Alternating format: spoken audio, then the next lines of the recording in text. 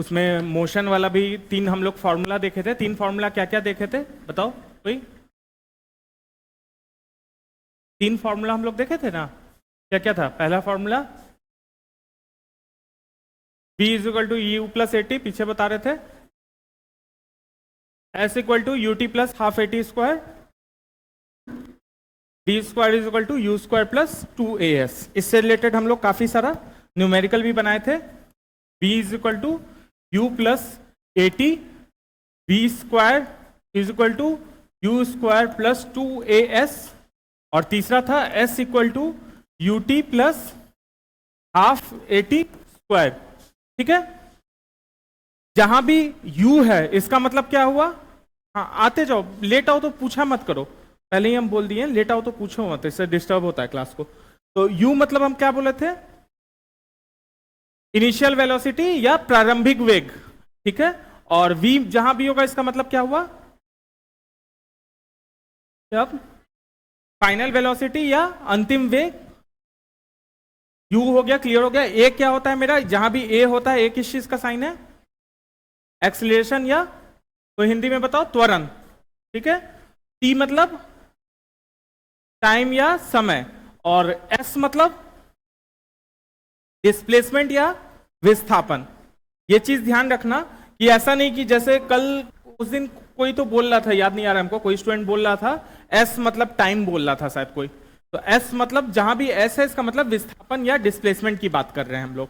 ठीक है, इससे रिलेटेड हम लोग 3-4 न्यूमेरिकल किए थे, और कुछ तरीका भी हम लोग डिस्कस किए थे कि भाई कैसे करना है हमको। ऑप्शंस ग्राफ वाला सॉल्यूशन देखे थे, याद हो तो? एक ग्राफ वाला कुछ काफी लोग लास्ट क्लास में नहीं थे, कुछ था शायद ईद वगैरह का छुट्टी चल रहा था क्या उस समय? तुम लोग भी नहीं आ रही थी ना, और भी काफी इधर से भी लोग नहीं थे। बॉयज तो थे ऑलमोस्ट सारे, गर्ल्स में आज काफी है, उस दिन नहीं थे काफी। ठीक है, लास्ट क्वेश्चन हम क्या कौन सा करवाए थे?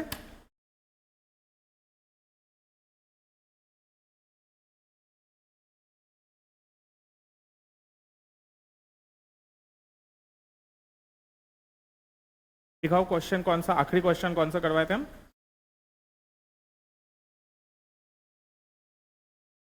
अच्छा, पृथ्वी का द्रव्यमान वही रहे और उसका अगर 1% त्रिज्या कम हो जाए। लास्ट क्वेश्चन हम लोग करे थे, किए थे, पृथ्वी का द्रव्यमान वही रहे और त्रिज्या अगर उसका 1% कम हो जाए। ठीक है, उसका फॉर्मूला क्या था? पृथ्वी पे जो फोर्स पड़ता है, जो फोर्स ऑफ ग्रेविटी पड़ता है या गुरुत्व पड़ता है, स्मॉल g, उसका फॉर्मूला क्या था कोई बताओ? G M E by R E square. G जहां g क्या है? कैपिटल G है वो, small g is equal to capital G M E divided by R E square, जहां पे कि कैपिटल G क्या है? गुरुत्व कांस्टेंट है।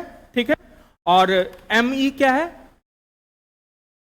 पृथ्वी का द्रव्यमान या मास ऑफ अर्थ। बाकी लोग भी बताओ।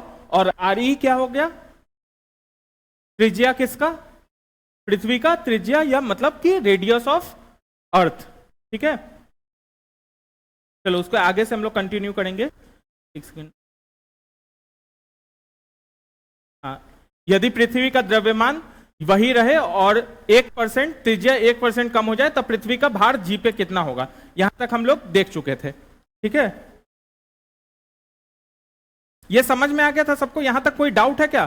पिछले क्लास में देख रहे थे कि थोड़ा सा न्यूमेरिकल ज्यादा हुआ था, तो घर जाके हम एक बार बोले थे कि फिर से देखना थोड़ा सा मतलब लोग 2-4 लोग का शक्ल बन गया था कि क्या हो रहा है ये न्यूमेरिकल देख के, मतलब ज्यादा मैथ्स लगने लगता है फिजिक्स में तो थोड़ा सा घबराहट सा हो जाता है, कुछ लोग को ऐसा देख के लग रहा था। तो वो घर जाके घबराहट क्लियर हुआ ना सबका? देखे थे तुम लोग घर जाके? हम बोले थे, स्पेसिफिकली बोले थे कि देखना घर जाके न्यूमेरिकल। किया हुआ? हाँ, पीछे तुम तो किए हो, उस समय भी तुम जवाब दिए रहे थे हमको, तुम्हारा पता है किए होगे। बाकी लोग देखे थे जाके घर? अगर तुरंत बाबू रिवाइज नहीं करोगे और रखोगे कि भाई हाँ आराम से करेंगे, जब वो आराम कभी जीवन में नहीं आता है, जब जो जिस दिन हो उसी दिन क्लियर किया करो।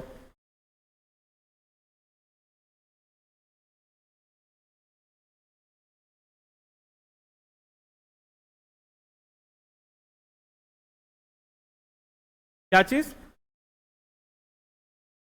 हाँ लिफ्ट वाला करवाएंगे, वो नहीं करवाए थे। नेक्स्ट लिखो, नेक्स्ट न्यूमेरिकल। जो लोग क्लास में नहीं आए थे ग्रेविटी वाला, वो लोग को थोड़ा सा समझने में दिक्कत होगा, तो पूरा वीडियो रहता ही है तुम लोग के पास, आई थिंक सो। वीडियो पे देख लेना और नोट्स, क्लास नोट्स ले लेना, उसी से रिलेटेड न्यूमेरिकल करवा रहे हैं हम लोग। टॉपिक हम लोग सारा उसका डील कर चुके हैं, उससे रिलेटेड न्यूमेरिकल करवा रहे हैं, ठीक है, क्वेश्चंस करवा रहे हैं उससे रिलेटेड। तो नेक्स्ट लिखो, भारहीनता होती है, भारहीनता होती है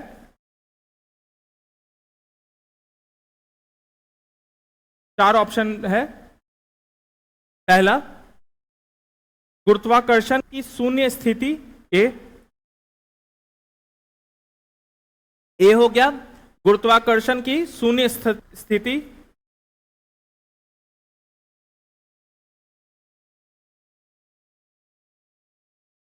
बी हो गया जब गुरुत्वाकर्षण घटता है।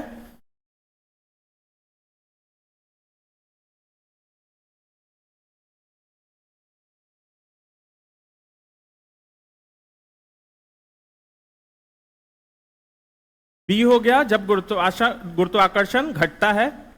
सी हो गया निर्वात की स्थिति में, मतलब वैक्यूम में। और डी वही बीपीएससी का फेवरेट, उपरोक्त में से कोई नहीं, NOTA, none of the above.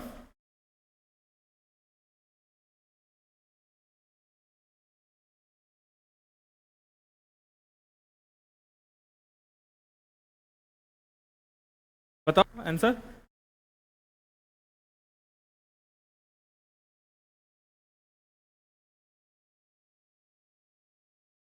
दो तीन आंसर आया है ए, और बाकी लोग का।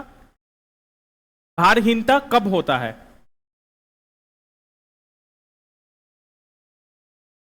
कि वैक्यूम निर्वात की स्थिति में।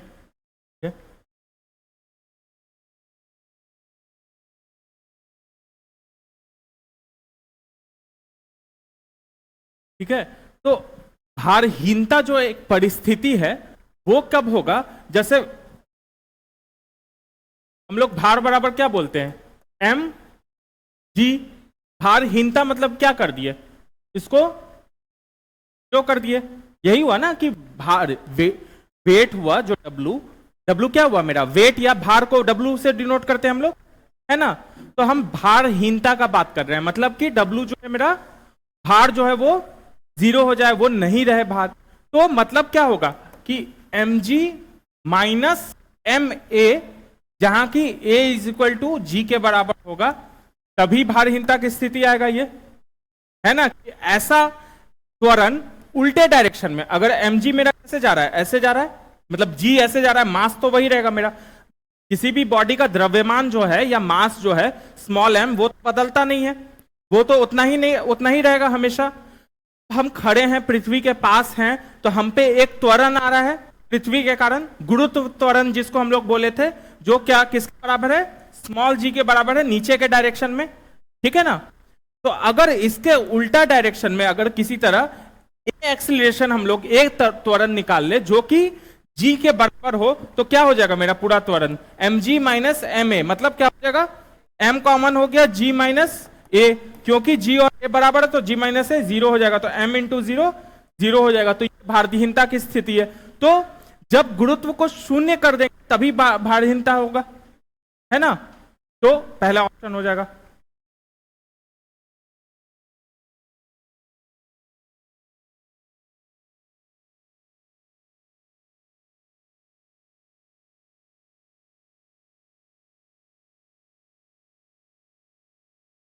ठीक है, तुम जो बोल रहे थे उस क्वेश्चन पे आ रहे हैं। नेक्स्ट क्वेश्चन, किसी लिफ्ट में बैठे हुए व्यक्ति को, ये सोच के बताना ये क्वेश्चन, ठीक है, किसी लिफ्ट में बैठे हुए व्यक्ति को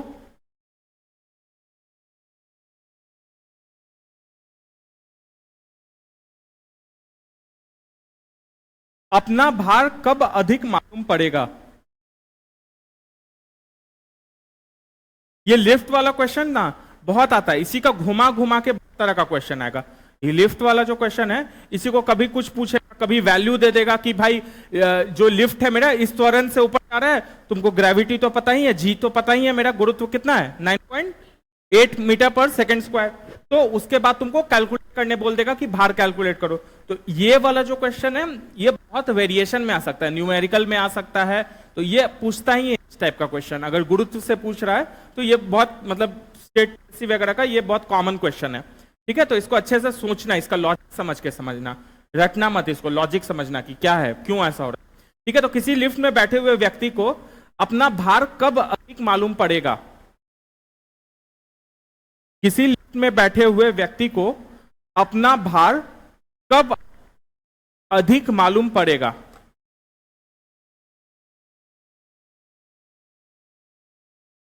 ठीक है, ए, जब लिफ्ट त्वरित गति से ऊपर जा रही हो, सॉरी, जब लिफ्ट त्वरित गति से ऊपर जा रही हो। बी, जब लिफ्ट त्वरित गति से नीचे आ रही हो, कॉमा कॉमा करना, सब चीज एक साथ लिखना, दोबारा मत लिखना, खाली कॉमा कॉमा नीचे लगाते जाना। जब लिफ्ट त्वरित गति से नीचे आ रही हो,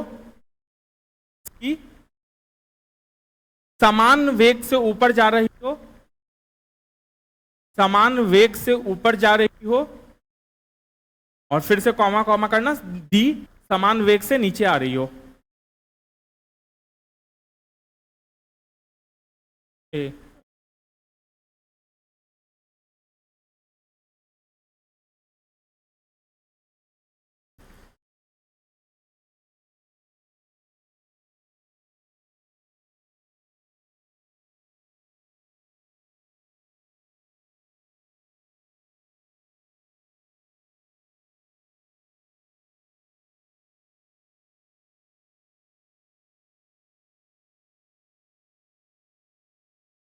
ठीक है, बताओ ऑप्शन बताओ क्या होगा आंसर।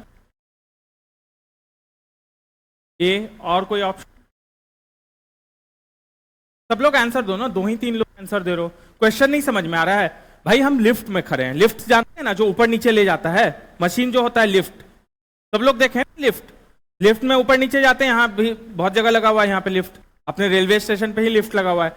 ठीक है, तो लिफ्ट में जब चलते हो, जब लिफ्ट ऊपर जा रहा है या नीचे जा रहा है, किस किस किस स्थिति में ऐसा लगता है कि भार ज्यादा हो गया, मतलब मेरा जो वेट है वो ज्यादा किस स्थिति में है? लिफ्ट या तो समान वेग से ऊपर जा रहा है, या समान वेग से नीचे जा रहा है, या त्वरण ऊपर जा रहा है, या त्वरण से नीचे जा रहा है, यही क्वेश्चन है। ठीक है, ऊपर जा रहा है, अब ऊपर जा रहा है में भी दो ऑप्शन है, वेग, समान वेग से या त्वरण से।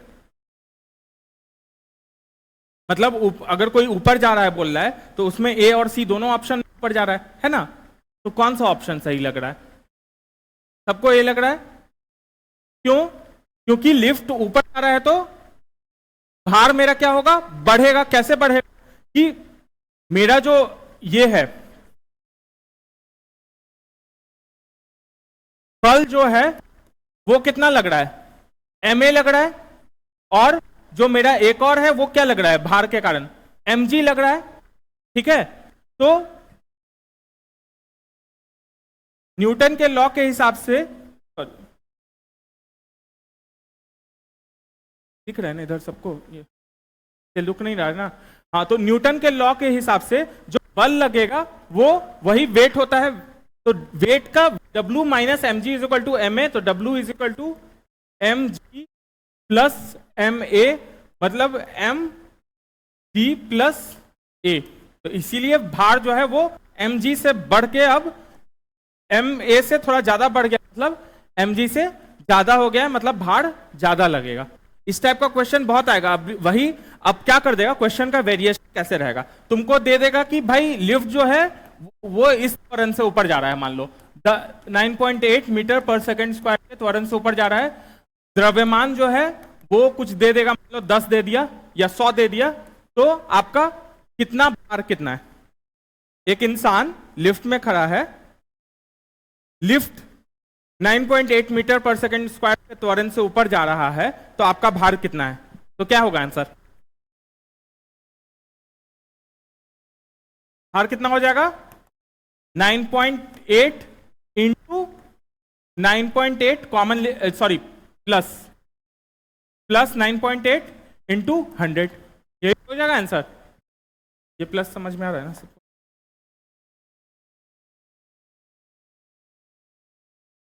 अगर लिफ्ट ऊपर जा रहा है तो, और अगर लिफ्ट नीचे जा रहा होता तो 0 हो जाता ना, कम नहीं, सीधा 0 हो जाता। W इज इक्वल टू क्या हो जाता, 9.8 इंटू सॉरी माइनस 9.8 टू 100, तो ये क्या हो जाएगा 0 इंटू 100 मतलब 0। इस टाइप का वेरिएशन वाला क्वेश्चन बहुत सारा आएगा, ये बात समझ रहे हो ना, कि कभी लिफ्ट को ऊपर भेजेगा, कभी नीचे भेजेगा, कभी कुछ वैल्यू देगा कि भाई तू इस त्वरण से ऊपर जा रहा है, कभी वेग के टर्म्स में दे देगा। अगर वेग के टर्म्स में देगा तो कोई भार में फर्क नहीं होगा, अगर समान वेग से ऊपर जा रहा है तो फर्क नहीं आएगा, त्वरण होगा तभी आएगा फर्क, ऐसे त्वरण ही देगा, क्योंकि लिफ्ट रुके हुए से स्टार्ट हो रहा है। रुके हुए से जब भी कोई चीज कोई एक में जाता है, इसका मतलब उसके अंदर त्वरण उत्पन्न हुआ है, तभी तो वो उसका वेग बदला है। 0 से बदलेगा तभी तो कुछ चलेगा, तो रुका हुआ चीज अगर 0 से बदलता है उसमें मतलब वेग बदल रहा है, मतलब उसमें त्वरण तो है ही।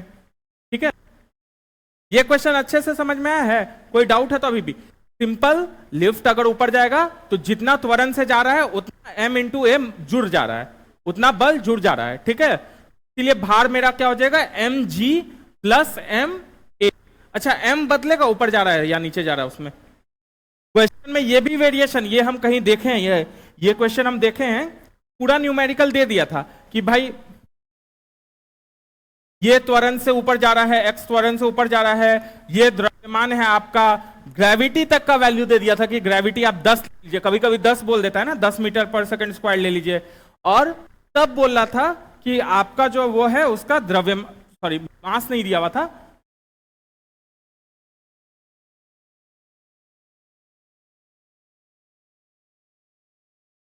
ठीक है, त्वरण दिया हुआ था, जी दिया हुआ था। ठीक है, और लास्ट में जो है वो तुमसे पूछता है कि द्रव्यमान आपका अगर पहले 100 था तो अब द्रव्यमान कितना होगा। समझ रहे हो? ये क्वेश्चन अभी हमको लगता है 2-3 साल पहले का बीपीएससी का ही क्वेश्चन बोल रहे हैं, लंबा सा न्यूमेरिकल था वो, दुनिया भर का उसमें दिया हुआ था, और आखिरी में क्वेश्चन था कि द्रव्यमान क्या होगा, द्रव्यमान ऑलरेडी ऊपर दिया हुआ था, तो क्या आंसर क्या होगा, कुछ सोचना ही नहीं है, सीधा द्रव्यमान, कुछ भी दे यहाँ पे, दुनिया भर का न्यूमेरिकल दे दे कोई फर्क नहीं पड़ता है, द्रव्यमान का बदलेगा ही नहीं। ये सब चीज को ध्यान रखना, एग्जाम में क्या होता है ना, ये सब टाइप का बेसिक क्वेश्चन गलत हो जाता है, तो ये गलत मत करना।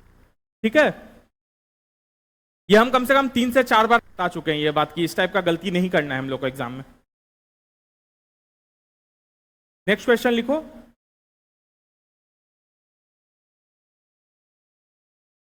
लोलक घड़ियां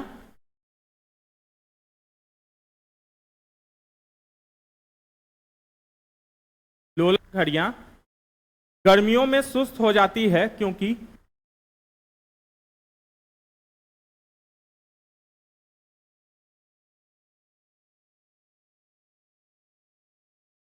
मतलब pendulum clock slows down in summer,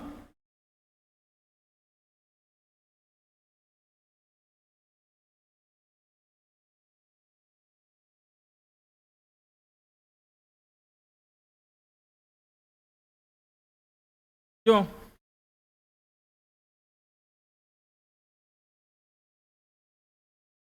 option दे क्या? ऑप्शन लिख लो। गर्मियों में दिन लंबे होते हैं,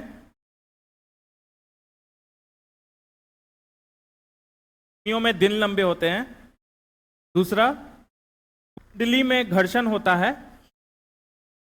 जो लोग नहीं थे, हम लोग एक सरल लोलक पढ़े थे जिसमें कि एक वायर से एक बॉब जुड़ा रहता है, और ये सिंपल पीरियोडिक मोशन करता है, मतलब इधर जाएगा वापस अपने जगह पे आता है, इसको हम लोग पेंडुलम या लोलक बोले थे। ठीक है, तो पहला ऑप्शन गर्मियों के दिन लंबे होते हैं, दूसरा ऑप्शन कुंडली में घर्षण होता है, तीसरा ऑप्शन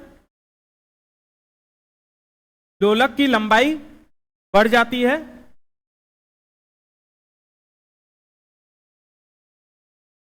चौथा ऑप्शन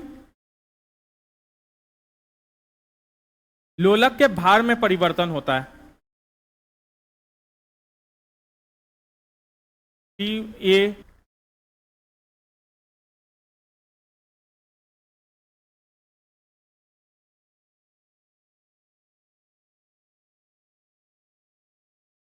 फोर्थ ऑप्शन लोलक के भार में परिवर्तन हो जाता है।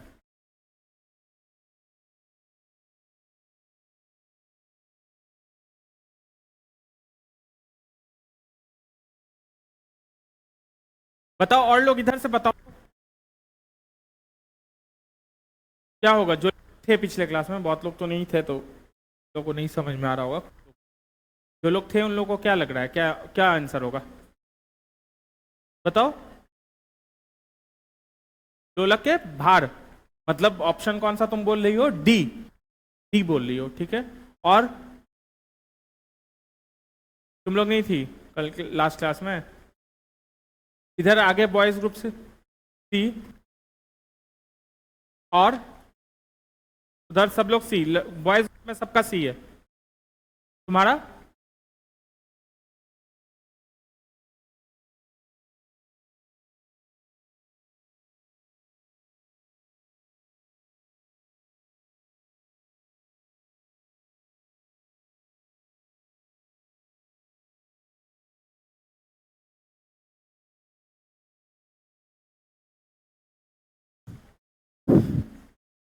बैटरी लो होगी।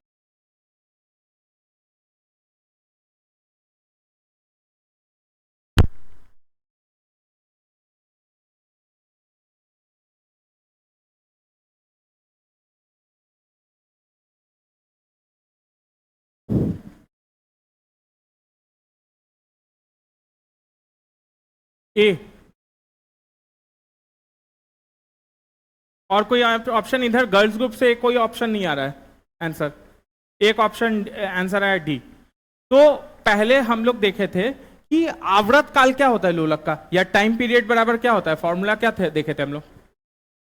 2 पाई आगे √L/G। गर्मी के दिन में जो होता है, ये जो होता है ये क्या हो जाता है लोलक का, लंबा हो जाता है। लंबा हो जाएगा तो मतलब एल बढ़ जाएगा। एल बढ़ेगा मतलब उसका टाइम पीरियड या आवर्त काल जो है वो बढ़ जाएगा। आवर्त काल बढ़ जाएगा मतलब स्लो हो गया, घड़ी स्लो हो गया मतलब। तो यही तो पूछा था क्वेश्चन में। तो लोलक की लंबाई बढ़ जाती है, सी आंसर होगा। गर्मी के समय जो होता है वो क्योंकि मेटल का बना होता है, तो धातु का बना होता है, तो धातु के समय धातु, गर्मी के समय धातु फैलता है और जाड़ा के समय धातु सिकुड़ता है। तो क्योंकि कि धातु फैलेगा तो उसका जो सेंटर ऑफ मास है, कोई चीज ये धातु है मान लो, तो उसका जो सेंटर ऑफ मास मतलब जहां गुरुत्व का सेंटर है वो और फैल जाएगा तो वो नीचे घिसक जाएगा ना। और लोलक की लंबाई जो है हम यहां से लेके ऊपर तक करते हैं, कैलकुलेट करते हैं, ऐसे करते हैं। तो इसीलिए गर्मी से जब ये फैलेगा तो उसका सेंटर ऑफ मास या गुरुत्व केंद्र जो है वो नीचे चला जाएगा। और लोलक की लंबाई गुरुत्व से लेके, उसके सेंटर ऑफ मास से लेके, गुरुत्व केंद्र से लेके ऊपर जहां टंगा है वहां तक को देखते हैं। तो लंबाई इसीलिए लोलक का बढ़ गया, मतलब पेंडुलम की लंबाई बढ़ गई। लंबाई बढ़ गई मतलब यहां पे एल इंक्रीज हो गया। एल इंक्रीज हो गया मतलब मेरा आवर्त काल इंक्रीज हो गया। आवर्त काल मतलब टाइम पीरियड इंक्रीज हो गया। टाइम पीरियड इंक्रीज हो गया मतलब घड़ी मेरा स्लो हो गया। ठीक है, नेक्स्ट क्वेश्चन देखो। एक लड़की झूले पर, एक लड़की झूले पर बैठी स्थिति में झूला झूल रही है। एक लड़की झूले पर बैठी स्थिति में झूला झूल रही है।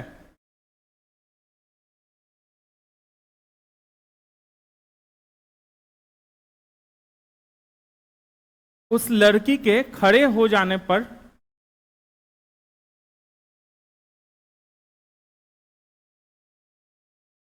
उस लड़की के खड़े हो जाने पर प्रदोल आवर्त काल, उस लड़की के खड़े हो जाने पर प्रदोल आवर्त काल, प्रदोल आवर्त काल नंबर ए कम हो जाएगा, बी अधिक हो जाएगा, सी लड़की की ऊंचाई पर निर्भर करेगा,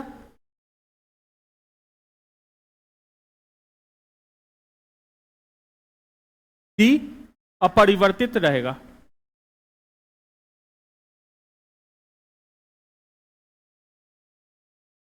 ए कम हो जाएगा, बी अधिक हो जाएगा, सी लड़की की ऊंचाई पर निर्भर करेगा, डी अपरिवर्तित रहेगा। ए ठीक है, बी, 2 ए आया है मेरे पास, एक बी आया है। और क्वेश्चन समझ रहे हैं? झूला पे हम झूल रहे हैं, ठीक है, बच्ची है झूला पे झूल रही है बैठ के, फिर वो खड़ी हो गई तो झूलने का जो आवृत काल है ये झूला का, वो कम हो जाएगा या ज्यादा हो जाएगा, यही पूछ रहा है मेरा। ठीक है, तो क्या और लोग बताओ आंसर। ए, क्यों ए होगा? यहां से इधर से कोई बताओ क्यों ए होगा? अगर ए बोल रहे हो या बी बोल रहे हो तो क्यों बी होगा? तुम भी बताई थी ए क्यों होगा, क्यों लग रहा है? बी बताइए, तो बी क्यों लग रहा है? खड़ा होने से उसका वेट, भार बढ़ जाता है, वेट।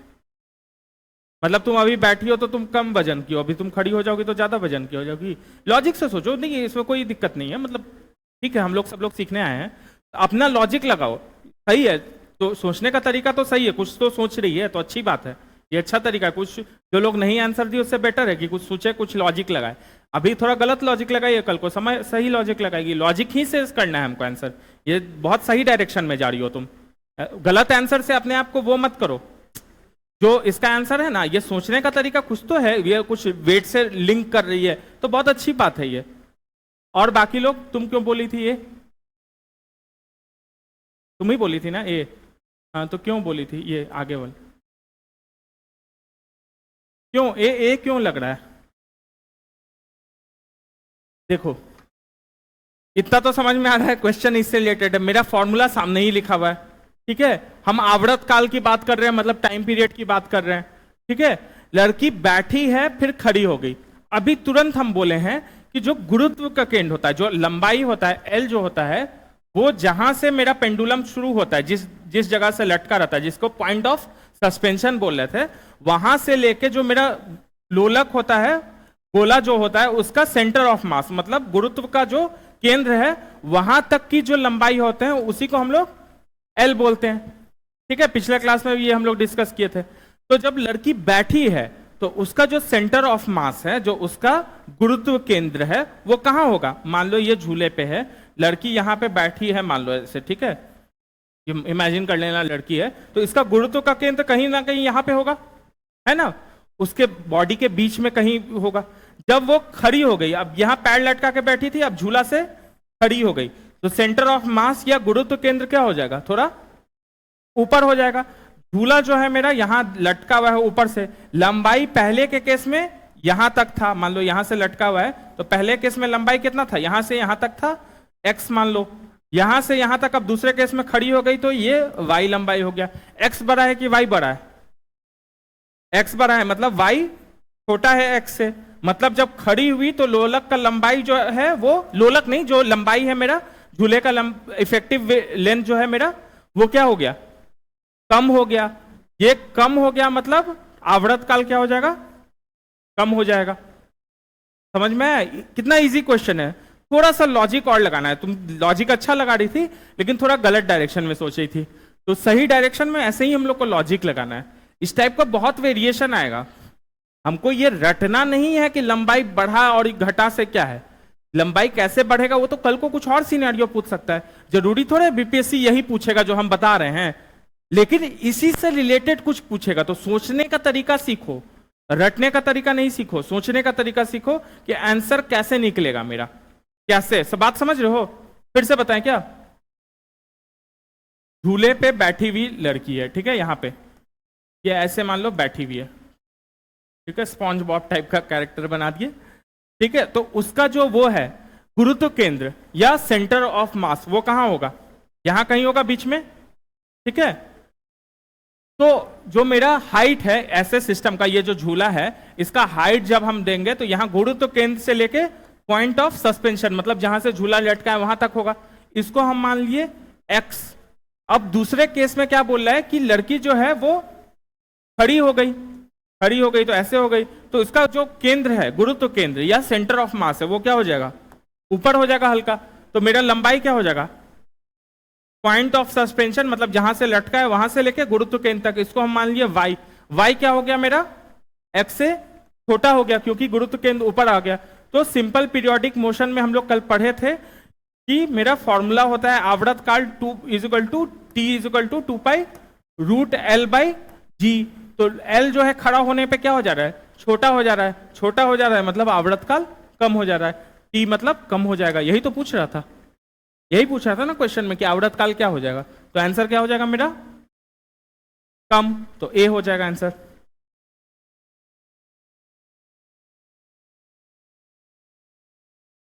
चलो ये एक लास्ट क्वेश्चन है, ये काफी इंपॉर्टेंट है, इसमें काफी सारा टॉपिक आएगा इसी में कि लोलक का कब मैक्सिमम होता है, कब मिनिमम होता है त्वरण, कौन से पोजीशन पे, उससे रिलेटेड है। तो पहले क्वेश्चन लिखो। एक समान दोलक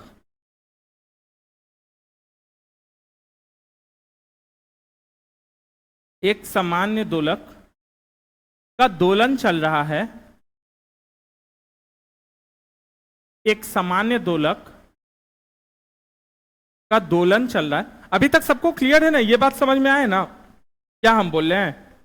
मतलब जो लोग अब 2-3 क्लास से नहीं आ रहे हैं उन लोग को शायद थोड़ा सा नहीं कम समझ में आ रहा होगा, लेकिन फिर भी बेसिक बात तो समझ में आ गया ना कि किसी भी सिंपल पेंडुलम या किसी भी सिंपल पीरियोडिक मोशन या सरल लोलक में जो टाइम पीरियड मतलब आवर्त काल कितना समय लगता है, यहां से अपने जहां से स्टार्ट किया वहां से एक साइड जाता है, फिर इसको गुजरते हुए दूसरे साइड जाता है, फिर वापस यहां पे आता है, तो इसको एक आवर्त काल बोलते हैं।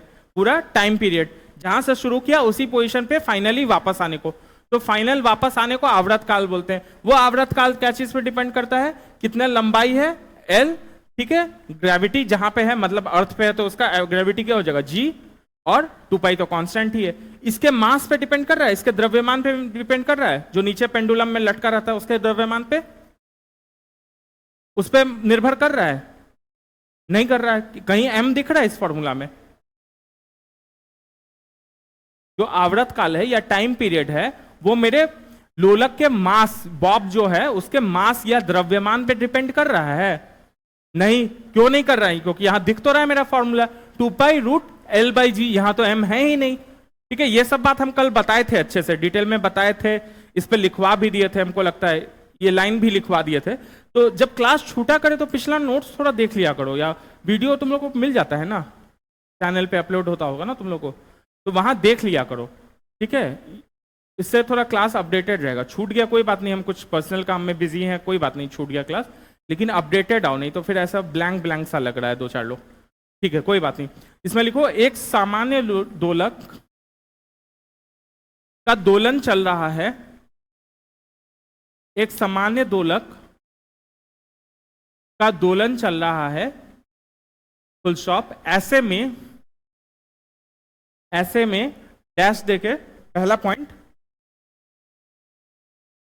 जब गोला माध्य स्थान से गुजरता है, जब गोला माध्य स्थान से गुजरता है त्वरण शून्य होता है।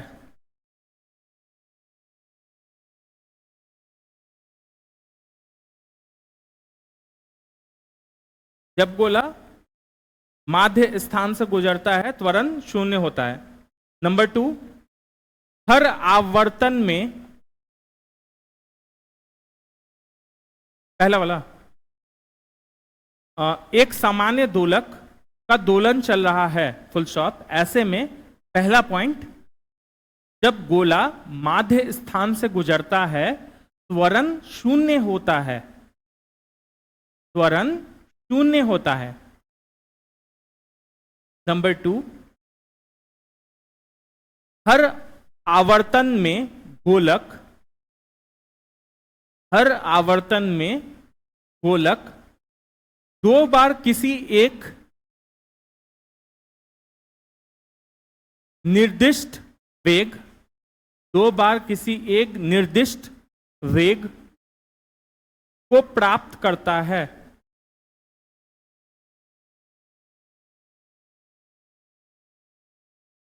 को प्राप्त करता है।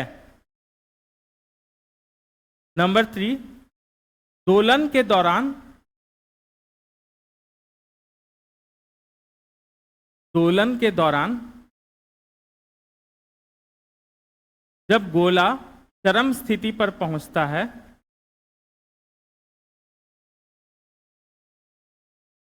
दोलन के दौरान जब गोला चरम स्थिति पर पहुंचता है,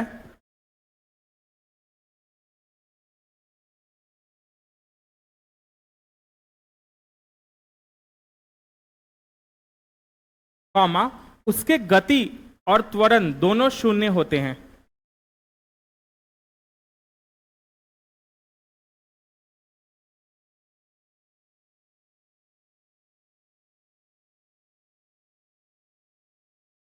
उसके गति और त्वरण दोनों शून्य होते हैं।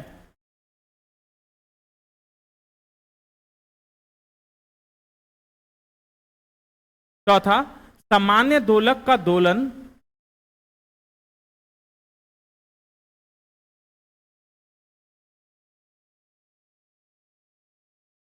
सामान्य दोलक का दोलन डैश आयाम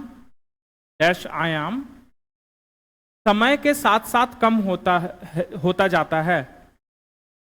समय के साथ साथ कम होता जाता है।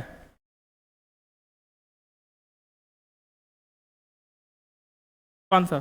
चौथा, सामान्य दोलक का दोलन आयाम, सामान्य दोलक का दोलन आयाम समय के साथ साथ कम होता जाता है।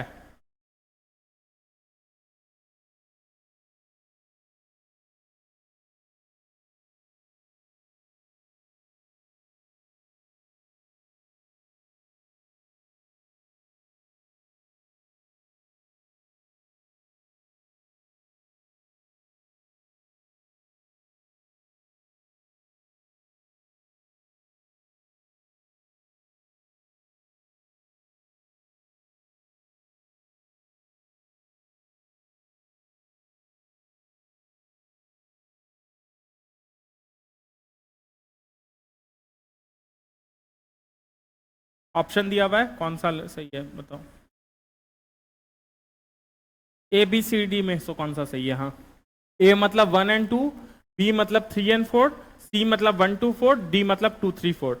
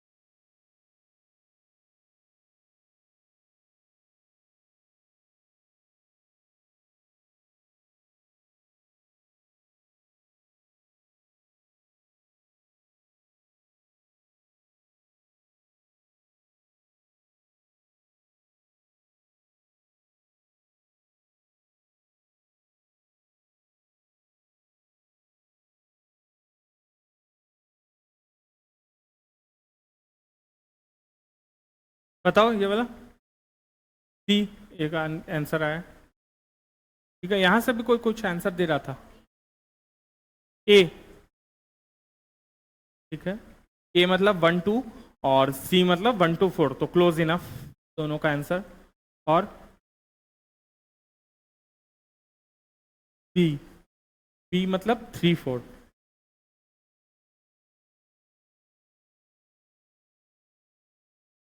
ठीक है, और कोई आंसर?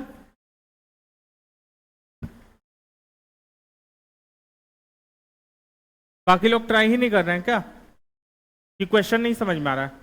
माध्य पोजीशन मतलब बीच में है, और एंड पोजीशन मतलब अंतिम पोजीशन, मतलब जैसे ये है अगर ढोलक, तो अगर ऐसे ऐसे ऐसे ऐसे चल रहा है तो इस जगह पे जो है इसको माध्य मान रहा है, और एक्सट्रीम को यहाँ पे, ये एक्सट्रीम पोजीशन यहाँ या यहाँ है। ठीक है, चरम जो बोल रहा है इसको, चरम स्थिति। तो आंसर सी है, इसका लॉजिक से पूरा समझाते हैं, ठीक है। जब लोलक 3, ये पोजीशन मान लेते हैं, ये पोजीशन मान लेते हैं, ठीक है। जब यहां पे होता है तो मेरा वेग क्या होगा, ये तो सबसे पहले पता है, वेलोसिटी या वेग कितना होगा, इस जगह पे आके रुक ही जाता है ना, तब ना दिशा बदलता है। एक ऐसे चलता है ना, देखो ऐसे ऐसे, हटा के ये ऐसे आया यहां तक, फिर ये वापस ऐसे यहां तक आया, ठीक है। फिर ये वापस ऐसे आया, फिर यहां तक आया, यहां आने के बाद फिर डायरेक्शन अपना बदलता है, मतलब वेग पहले ऊपर की तरफ इस तरफ जा रहा था तो उसका उल्टा की तरफ आ जाए, मतलब बीच में यहां पे इस जगह पे क्या हो जाता है, रुक 0 सेकंड के लिए ही, लेकिन यहां पे रुक रहा है तब ना वेग बदल रहा है, दूसरी तरफ हो रहा है, तो यहां पे तो वेलोसिटी या वेग जो है मेरा 0 है, पहला बात। दूसरा बात, जब वेग यहां पे 0 है और यहां से फिर बढ़ रहा है, मतलब त्वरण यहां पे सबसे ज्यादा होगा, मतलब एक्सीलरेशन जो है वो क्या हो जाएगा, मैक्सिमम या सबसे ज्यादा हो जाएगा, ठीक है। यहां पे जो गतिज ऊर्जा है इसका क्या हो जाएगा, कोई बताओ इधर से, गतिज ऊर्जा का फॉर्मूला क्या था जो लोग थे, हाफ mv स्क्वायर, गतिज ऊर्जा का यही फॉर्मूला था ना, हाफ mv स्क्वायर। यहां पे अभी हम क्या बोल रहे हैं, वेलोसिटी या गति जो है वो कितना है, 0 है, तो काइनेटिक एनर्जी या मेरा गतिज ऊर्जा कितना हो जाएगा, 0 हो जाएगा, हाफ mv स्क्वायर, यही होता है ना। तो जब v 0 है तो पूरा चीज 0 हो जाएगा, और पोटेंशियल एनर्जी या स्थिज ऊर्जा जो है वो यहां पे क्या हो जाएगा, सबसे ज्यादा हो जाएगा, क्योंकि यहां पे सबसे ज्यादा हाइट पे है, यहां पे नीचे ही जा रहा है ना, इससे ऐसे ऐसे नीचे जा रहा है, फिर यहां पे है, तो या तो मतलब किसी भी एक स्ट्रीम पे ले ले, किसी भी एक तुम्हारा अंतिम स्थिति या चरम स्थिति पे ले ले, तो मेरा जो पोटेंशियल एनर्जी है वो क्या हो जाएगा, या तुम्हारा स्थिज ऊर्जा जो क्या हो जाएगा, वो भी मेरा हो जाएगा मैक्सिमम हो जाएगा, ठीक है। अब आ जाते हैं हम लोग जब माध्य पोजीशन, जो मीन पोजीशन, मीन पोजीशन में क्या है कि मेरा जो एक्सीलरेशन है वो यहां पे इस जगह पे, त्वरण जो है वो क्या हो जाएगा, 0 हो जाएगा, जो वेग होगा वो मेरा मैक्सिमम हो जाएगा, क्योंकि वेग मैक्सिमम होगा इसलिए मेरा काइनेटिक एनर्जी जो है वो भी, या गतिज ऊर्जा जो है वो भी क्या हो जाएगा, मैक्सिमम हो जाएगा। और मेरा यहां पे फिर से पोटेंशियल एनर्जी जो स्थिज ऊर्जा है वो बिल्कुल भी नहीं रुका है, ये तो ये क्या हो जाएगा, 0 हो जाएगा, क्योंकि पूरा का पूरा गतिज ऊर्जा जो ही है वही स्थिज ऊर्जा में बदल गया, और यहाँ पे स्थिज ऊर्जा जो है वो गतिज ऊर्जा, सॉरी यहाँ पे गतिज ऊर्जा जो है वो स्थिज ऊर्जा में बदल गया था, और यहाँ पे स्थिज ऊर्जा जो है वो गतिज ऊर्जा में बदल गया, ठीक है। तो इसमें लिख लो, आंसर तो सी मार्क कर देना।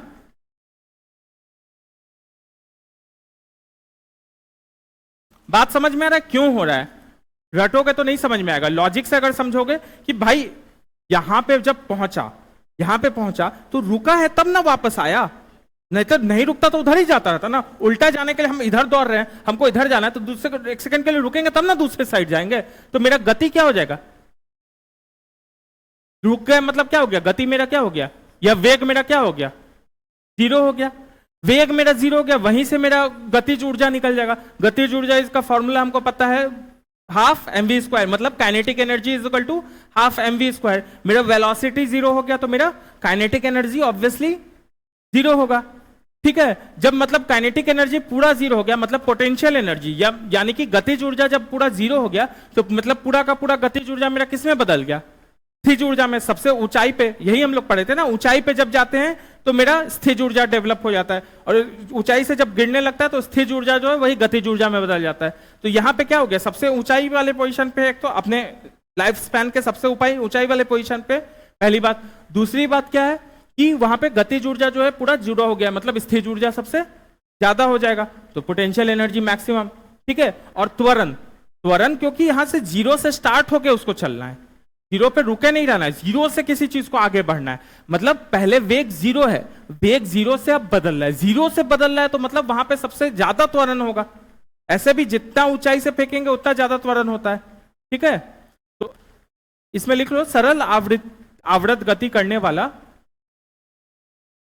सरल आवृत गति करने वाला पिंड जब अपनी मध्यमान स्थिति से गुजरता है सरल आवर्त करने वाली सरल आवर्त गति करने वाला पिंड जब अपनी मध्यमान स्थिति से गुजरता है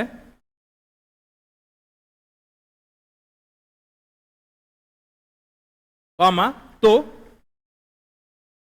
पहला, उस पर कोई बल कार्य नहीं करता है, उस पर कोई बल कार्य नहीं करता है। माध्य स्थिति मतलब किसका बात कर रहे हैं, कौन सा बात कर रहे हैं, एक्स पॉइंट का बात कर रहे हैं कि वाई पॉइंट का बात कर रहे हैं, एक्स पॉइंट का बात कर रहे हैं। गुड। तो पहला हो गया, उस पर कोई बल कार्य नहीं करता है, इससे भी निकल जाएगा, बल उस पर कार्य नहीं कर रहा है मतलब उसका त्वरण क्या हो गया, मतलब 0। तो लिखो दूसरा, उसका त्वरण 0 होता है, उसका त्वरण 0 होता है।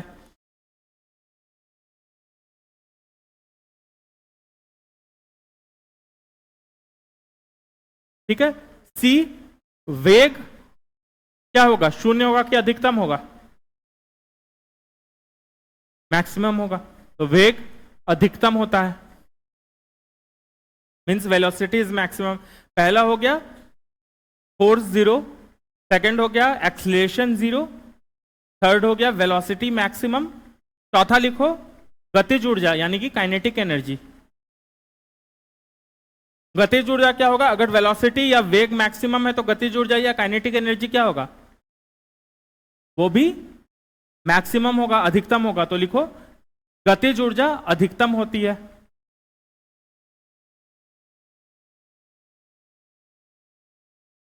गतिज ऊर्जा अधिकतम होती है।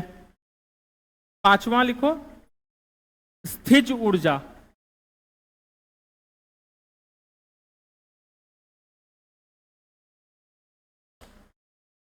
स्थिज ऊर्जा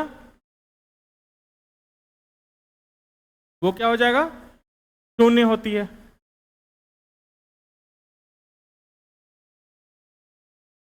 ठीक है। नेक्स्ट पैराग्राफ में लिखो, जब पिंड गति के अंतः बिंदुओं मतलब चरण सीमा, जब पिंड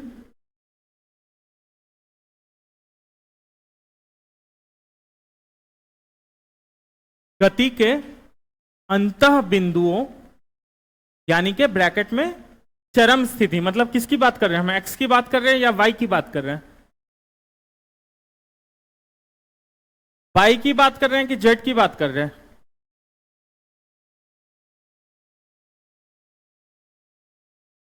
दोनों की बात कर रहे हैं हम, दोनों तो अंतिम वो स्थिति है। सिर्फ वाई क्यों या सिर्फ जेड क्यों, मतलब नया जेड लिख दिया तो जेड की बात हो जाएगा।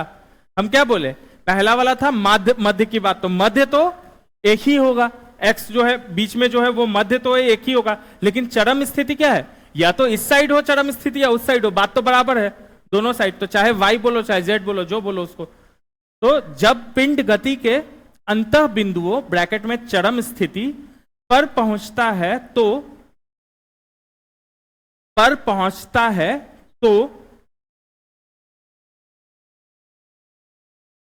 पहला बताओ हमको, उसका त्वरण क्या होगा, अधिकतम होगा या 0 होगा,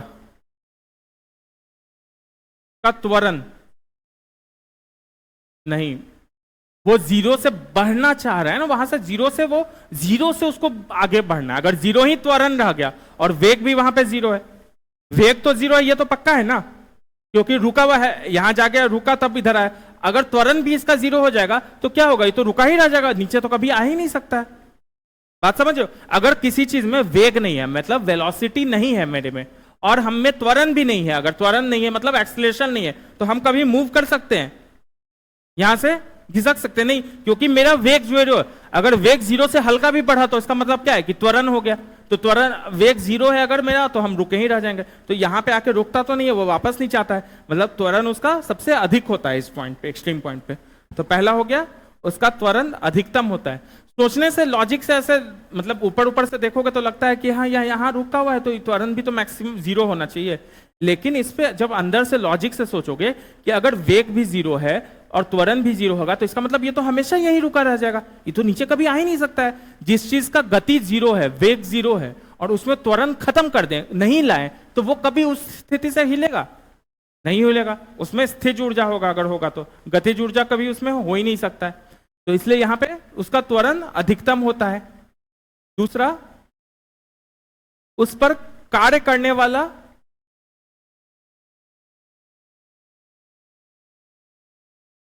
उस पर कार्य करने वाला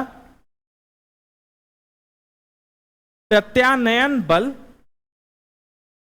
उस पर कार्य करने वाला प्रत्यानयन बल, अगर मेरा त्वरण यानी कि एक्सीलरेशन मैक्सिमम है तो बल या फोर्स क्या होगा, जीरो होगा या मैक्सिमम होगा, अधिकतम होगा या जीरो होगा। क्यों मैक्सिमम क्यों होगा, कौन सा फॉर्मूला से, F इजिकल टू ma होता है, मास तो वही है। तो एक्सीलरेशन जब हम बोल रहे हैं मैक्सिमम है, जब बल बराबर क्या होता है, मास इंटू एक्सीलरेशन, मतलब द्रव्यमान इंटू त्वरण। जब हम बोल रहे हैं त्वरण मैक्सिमम है और द्रव्यमान कभी बदलता नहीं है, तो क्या होगा, बल भी क्या हो जाएगा, मैक्सिमम हो जाएगा। नहीं समझ में आ रहा है लॉजिक से? भाई हम बोल रहे हैं कि त्वरण, अभी पहला लाइन हम क्या लिखवाए कि त्वरण जो है उसका अधिकतम है, लिखवाए। नेक्स्ट लाइन हम पूछ रहे हैं कि उसका बल क्या होगा, तो बल का फॉर्मूला क्या होता है, फोर्स बराबर क्या होता है, m इंटू ए। m जो हो गया द्रव्यमान हो गया, त्वरण ए हो गया त्वरण। अभी बोले हैं त्वरण मैक्सिमम है और द्रव्यमान बदल नहीं सकता है, तो फोर्स क्या होगा उस पर, या बल क्या होगा उस पर, मैक्सिमम होगा, समझ रहे हो, या अधिकतम होगा, समझ रहे हो ना। तो लिखो, उस पर कार्य करने वाला प्रत्यानयन बल अधिकतम होता है।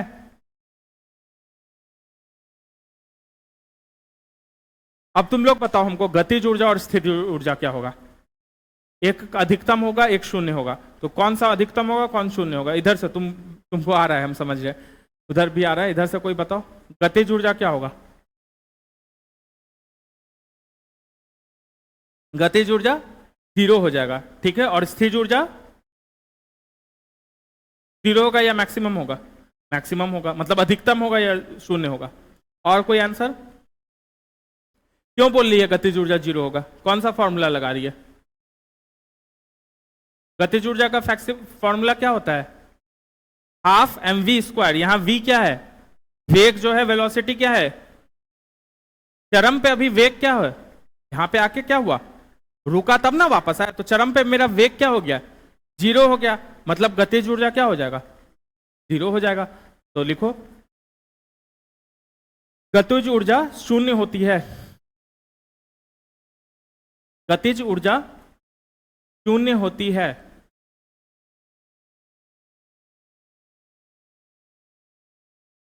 चौथा लिखो, स्थिज ऊर्जा अधिकतम होती है, स्थिज ऊर्जा अधिकतम होती है।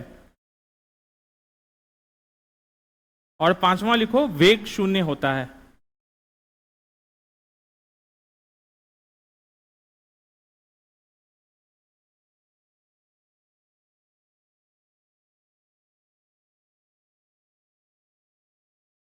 अच्छा, इसमें एक कोई स्टूडेंट एक उसमें आंसर 1-2 वाला दिया था, मतलब ऑप्शन ए दिया था, एक स्टूडेंट ऑप्शन ए भी दिया था, हम सी बोले हैं। तो ए और 4C में यही फर्क है कि चौथा में जो है दोलन आयाम, जो एम्पलीट्यूड है, वो क्या है कि हम नॉर्मल स्थिति की बात कर रहे हैं, आइडियल स्थिति तो कहीं दिया नहीं है। तो नॉर्मल स्थिति में वायु भी तो रोक रहा है मेरा, वो वायु एक जैसा नहीं रहने दे रहा, उसका जो आयाम है, दोलन आयाम या एम्पलीट्यूड जो है, वो क्या है, धीरे धीरे घटा दे रहा है, घटाते दे रहा है, घटाते घटाते लास्ट में जीरो कर दे रहा है। तो इसीलिए उसका आंसर चौथा भी सही है, तो इसलिए आंसर सी हो रहा है, ए नहीं हो रहा है। 1-4 लिखवाए थे ना हम आंसर, और आंसर कोई 1-2 दिया था, मतलब उसका खाली एक पॉइंट से गलत हो रहा था कि चौथा भी मान रहा था। तो चौथा इसीलिए सही है क्योंकि उसमें वायु भी तो रहेगा, वायु के कारण भी तो उसमें जो उसका आयाम है, दोलन आयाम, जो एम्पलीट्यूड है पेंडुलम का, वो कमते रहेगा, ठीक है। चलो, पेंडुलम हम लोग का चैप्टर कंप्लीट हो गया। पेंडुलम, मोशन अंडर ग्रेविटी, मतलब गुरुत्व के अंदर जितना भी था मेरा उससे रिलेटेड जो भी टॉपिक था वो कंप्लीट हो गया, उसका हम लोग क्वेश्चन भी कर लिए। किसी को कोई डाउट है इससे रिलेटेड? हाँ, कौन सा? ये क्वेश्चन का जो आंसर है उसी में और भी क्या क्या स्थिति हो सकता है, सारा स्थिति लिखवा दिया। हाँ, तो एक तरह से समझो टॉपिक ही लिखवा दिए हैं कि क्या क्या स्थिति और उत्पन्न हो सकता है। उसमें तो 4 ही स्थिति पूछ रहा था, तो हर स्थिति जो जो मतलब एक पेंडुलम में, एक लोलक में जो जो स्थिति, यहाँ पे क्या क्या हो सकता है, अंतिम स्थिति में क्या हो सकता है, और बीच वाले माध्य स्थिति में क्या क्या हो सकता है। कोई भी चीज, चाहे वेग हो, चाहे त्वरण हो, चाहे उसका गतिज ऊर्जा हो, चाहे उसका स्थिज ऊर्जा हो, चाहे उसका बल हो, ये पांचों चीज यहाँ पे क्या होगा और चरम सीमा पे क्या होगा और माध्य में क्या होगा, ये हम लोग लिखवाएं। ठीक है, ताकि उसका कुछ वेरिएशन आ जाए। जरूरी नहीं ना है कि ये क्वेश्चन जो हम लिखवाए वही क्वेश्चन आएगा, कुछ वेरिएशन आ जाए तो ये सारा चीज ऑलमोस्ट कवर करता है कि इसको कर लोगे तो इसमें से कोई भी 2 चीज हो सकता है पूछ ले, इसमें से कोई 4 चीज पूछ ले। ठीक है,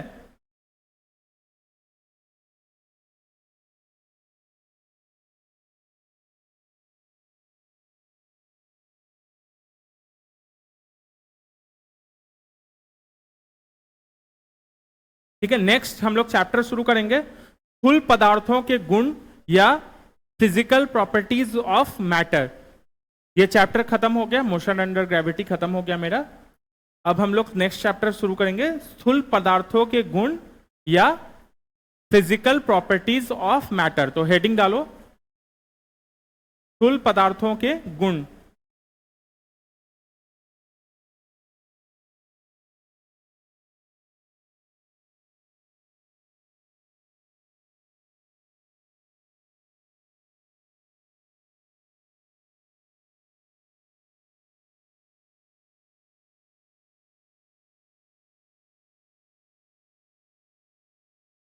ठीक है, स्थूल पदार्थों के गुण। अब तुम लोग बताओ, द्रव्य या मैटर जो होता है वो कितने प्रकार का होता है, कितनी अवस्थाओं में होता है, सॉरी कितनी अवस्थाओं में होता है। मैटर जो होता है या द्रव्य होता है वो कितनी अवस्थाओं में होता है? 2। क्या क्या क्या बोली, नहीं समझे? नहीं, उस सेंस में हम लोग नहीं बात कर रहे हैं। अवस्था 3 जो लोग बोल रहे थे वो क्या क्या क्या? सॉलिड यानी कि ठोस, लिक्विड यानी कि द्रव्य, और गैस यानी कि गैस। ठीक है, चौथा, हाँ प्लाज्मा, और वो भी करते हैं, लेकिन मेनली हम लोग कर रहे हैं कि मेन ये 3 अवस्था में, क्योंकि इसका ये चैप्टर में क्या डील कर रहे हैं ना, तुम्हारा क्या क्या प्रॉपर्टीज होता है, क्या क्या उसके गुण हो सकते हैं, जैसे कि हम लोग इलास्टिसिटी, सरफेस टेंशन, विस्कोसिटी, ये सब पढ़ेंगे। तो इसलिए इसमें 3 मेन अवस्था मान रहा है। तो हेडिंग डालो, सॉरी हेडिंग तो डाल चुके हो तुम लोग, इसमें लिखो सामान्यतः, जनरली मतलब ज्यादातर। ये जब भी कहीं जनरली या ज्यादातर लिखा हो मतलब ये ऐसा होता है, ये मतलब मैक्सिमम नहीं है कि 3 ही होता है, प्लाज्मा भी होता है एक अवस्था। ठीक है, तो एक और अवस्था हो गया, तो 5 वैसे हो सकता है, लेकिन सामान्यतः जब जनरली हम लोग बात कर रहे हैं तो ये 3 अवस्था की हम लोग बात करते हैं। तो सामान्यतः द्रव्य या मैटर, ब्रैकेट में मैटर जो इंग्लिश में लिख रहे हैं, की 3 अवस्थाएं होती है।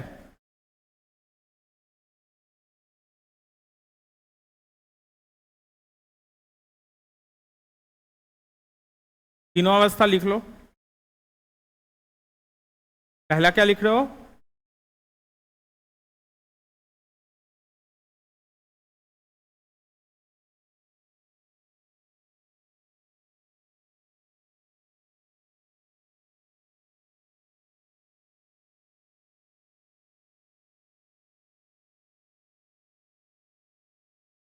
ठीक है, नंबर 1 लिखे सॉलिड या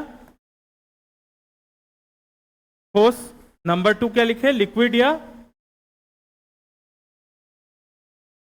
इंग्लिश में लिक्विड, हिंदी में द्रव्य, और तीसरा लिखे हम लोग गैस।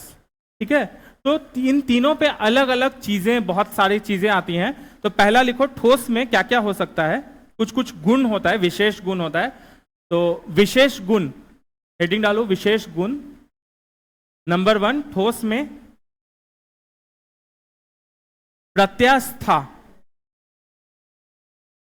प्रत्यास्थता, सॉरी प्रत्यास्थता यानी कि इलास्टिसिटी, सॉलिड में इलास्टिसिटी यानी कि प्रत्यास्थता, प्रत्यास्थता। नंबर 2, द्रव्य में दाब, कॉमा पृष्ठ तनाव, कॉमा श्यानता। सारा चीज को डील करेंगे, जो जो हम बता रहे हैं ना, हर एक चीज को समझेंगे हम लोग, यही इस चैप्टर में इसी को समझना है। तो अभी हम वर्ड सब लिखवा रहे हैं, तो घबराना मत कि हेवी हेवी वर्ड हो रहा है। एक एक वर्ड, जितना भी वर्ड लिखवाए हैं सबको हम लोग डिस्कस करेंगे, एक एक चीज को समझेंगे हम लोग, ठीक है। दाब, पृष्ठ तनाव, श्यानता, चौथा उसी में लिखो कॉमा देके, केशिकात्व, केशिकात्व एवं प्लवन, इंग्लिश में भी बता दे रहे हैं, ठीक है। लिक्विड में पहला लिखवाए थे दाब यानी कि प्रेशर, दूसरा हो गया सरफेस टेंशन, तीसरा हो गया कैपिलरी और and floating, capillary and floating. English वाले pressure, surface tension, capillary and floating, ठीक है। और गैस में लिखो वायुमंडलीय दाब यानी कि एटमॉस्फेरिक प्रेशर, वायुमंडलीय दाब हिंदी में, और इंग्लिश वाले एटमॉस्फेरिक प्रेशर। कोई बात कर रहा है क्या? बीच बीच में आवाज जा रहा है ना कोई, जैसे नहीं सर का पढ़ाने का नहीं, कोई लड़की का आवाज आ रहा है जैसे कोई जोर से कुछ, ठीक है। वायुमंडलीय दबाव। तो अब हम लोग एक एक टॉपिक को लेके चलेंगे। सबसे पहला टॉपिक है मेरा इलास्टिसिटी, ठीक है। इलास्टिसिटी में इस बॉटल को हम ऐसे दबाए, दिख रहा है,